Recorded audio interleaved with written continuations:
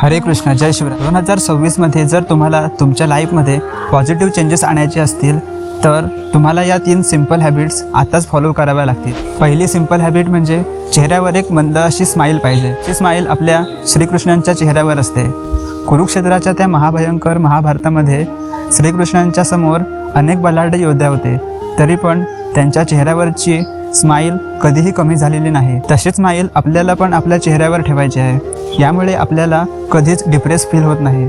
नेहमी आपला mood fresh राहतो. दुसरी महत्त्वाची गोष्ट म्हणजे आपल्याला ओव्हर थिंकिंग कमी करायची आहे.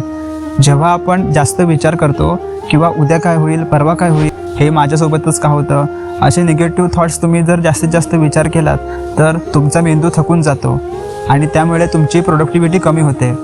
ओव्हर थिंकिंग कमी करण्यासाठी तुम्ही नामजपाचा सहारा घेऊ शकता. मी हरे कृष्ण महामंत्राचा जास्तीत जास्त जप करतो. तसंच तुम्ही ज्या भगवंतांवर निष्ठा असेल त्यांचा जप जास्तीत जास्त करू शकता. त्यामुळे नामजपावर जास्तीत जास्त कॉन्स्टंटली तुम्ही फोकस केल्यामुळे तुमचे अनावश्यक थॉट्स कमी होतील.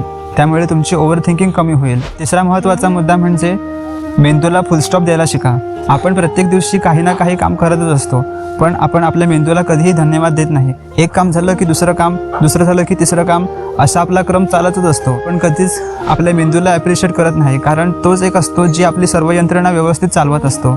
त्यामुळे आतापासून जेव्हा तुम्ही एखादं काम पूर्ण कराल तेव्हा मेंदूला म्हणा, थँक्यू सो मच, तुझ्यामुळे हे काम खूप चांगल्या प्रकारे पार पडलं. त्यामुळे मेंदूला एक पॉझिटिव्ह सिग्नल्स मिळतात. पॉझिटिव्ह सिग्नल्स मिळाल्यामुळे तुमचं नेक्स्ट काम असेल त्यामध्ये मेंदू जास्त अवेअरनेसने ते काम करेल. त्यामुळे या 3 सिंपल हॅबिट्स तुम्ही आताचपासून तुमच्या जीवनात अवलंब करा आणि काय चेंजेस होतात ते मला कमेंट सेक्शनमध्ये नंतर येऊन सांगा.